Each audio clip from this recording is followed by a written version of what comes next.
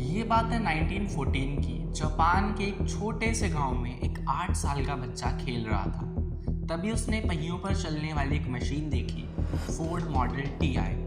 उसे देख के वो हैरान रह गया। यही वो पहला दिन था जब उस बच्चे को पहली बार गाड़ियों और मशीनों से लगाव होगा। इस बच्चे का नाम था सोइचिरो होंडा। किसी को अंदाजा नहीं था कि आने वाले समय में ये नाम दुनिया की हर छोटी बड़ी गाड़ी पे लिखा होगा। सो हेलो गाइस, मेरा नाम है एकम और स्वागत है आपका एक और नए एपिसोड में। 1906 में जापान के माउंट फूजी के पास एक छोटे से गांव में सोइचिरो होंडा का जन्म हुआ। उनके पिताजी लोहार थे और बाइसाइकिल रिपेयर का काम करते थे। उनके 5 भाई बहन पहले ही बीमारियों की वजह से मर चुके थे, इसलिए उनके माता पिता को उनसे बहुत उम्मीद थी। लेकिन होंडा को पढ़ाई में बिल्कुल भी इंटरेस्ट नहीं था। उन्हें अपने पिता के साथ साइकिल्स को ठीक करने में ज़्यादा मज़ा आता था। जब वो 16 साल के हुए तब उन्होंने अखबार में एक ऐड देखी। टोक्यो की एक ऑटोमोबाइल कंपनी में टेक्नीशियन की ज़रूरत थी। उन्होंने अप्लाई किया और किस्मत की बात उन्हें काम भी मिल गया। ये पॉइंट उनके जीवन का सबसे बड़ा मोड़ था। वो अपना घर, स्कूल सब छोड़ के टोक्यो चले गए, लेकिन वहाँ जाकर उनका सपना चूर हो गया।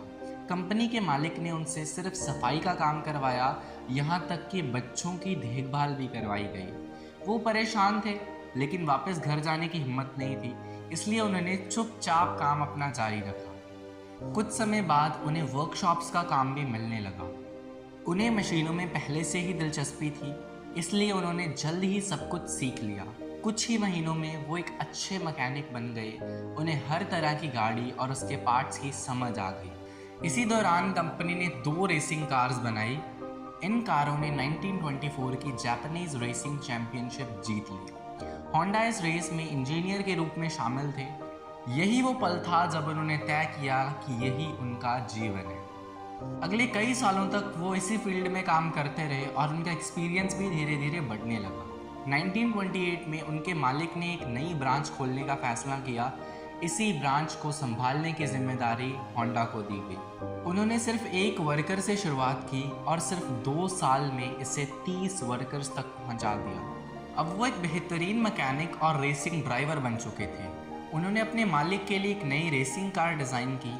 ये कार 120 किलोमीटर्स पर आवर की स्पीड तक चल सकती थी। इसने पुराने सभी रिकॉर्ड तोड़ दिए और ये रिकॉर्ड अगले 20 सालों तक बना रहा।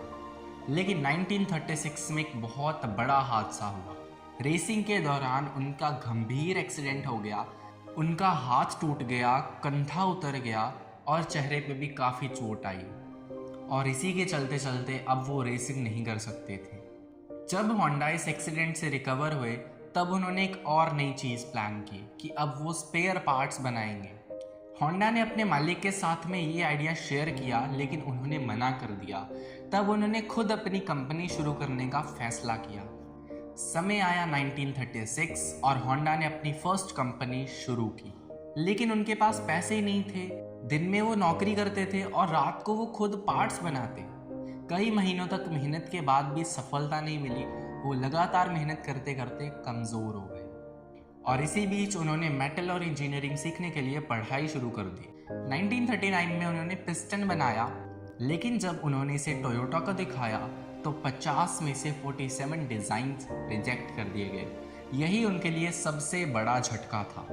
और इसी बीच उन्होंने हार नहीं मानी। पूरे जापान में जाकर सीखा कि सही प्रोडक्ट कैसे बनाया जाता है। कुछ साल बाद उन्होंने फिर से पिस्टन बनाए। इस बार सभी टेस्ट पास हो गए। इसी के चलते उन्हें बड़े बड़े ऑर्डर्स मिलने लगे और अब उनके पास में 2000 से ज़्यादा वर्कर्स थे। लेकिन किस्मत को तो कुछ और ही मंजूर था। इसी दौर में शुरू हुई वर्ल्ड वॉर 2। सरकार ने उनकी कंपनी अपनी कस्टडी में ले ली। वर्कर्स को वॉर में भेज दिया गया। 1944 में उनकी फैक्ट्री पर हमला हुआ और वो पूरी तरह से नष्ट हो गई। ये वॉर 1945 में ख़त्म हुई, लेकिन उस टाइम पे होंडा सब कुछ खो चुके थे। उन्होंने अपनी कंपनी के बचे हुए हिस्से बेच दिए और अब वो बेरोज़गार बन गए। पूरे जापान की कंडीशन ख़राब हो चुकी थी और अब पेट्रोल की भी भारी कमी होने लग गई। इसी बीच उन्हें एक छोटा इंजन मिला जिसको उन्होंने बाईसाइकिल में फिट कर दिया। ये एक सस्ता और आसान ट्रांसपोर्ट बन गया। लोगों को ये नया ट्रांसपोर्ट बहुत ज़्यादा हद तक पसंद आया।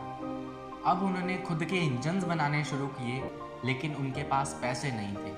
उन्होंने 18,000 दुकानदारों को चिट्ठी लिखी, 3,000 लोगों ने पैसे देकर उनका साथ दिया। उन्होंने अब एक मोटरसाइकिल बनाई जिसका नाम रखा गया सुपर कब, और ये मोटर बाइक बहुत ज़्यादा सक्सेसफुल हुई। 1958 में इस मोटर बाइक ने अमेरिका की काफ़ी बड़ी बड़ी कंपनीज को पीछे छोड़ दिया। 1950 तक होंडा दुनिया की सबसे बड़ी मोटरसाइकिल कंपनी बन गई। 1968 आते आते उन्होंने 1 करोड़ यूनिट्स बेच दी।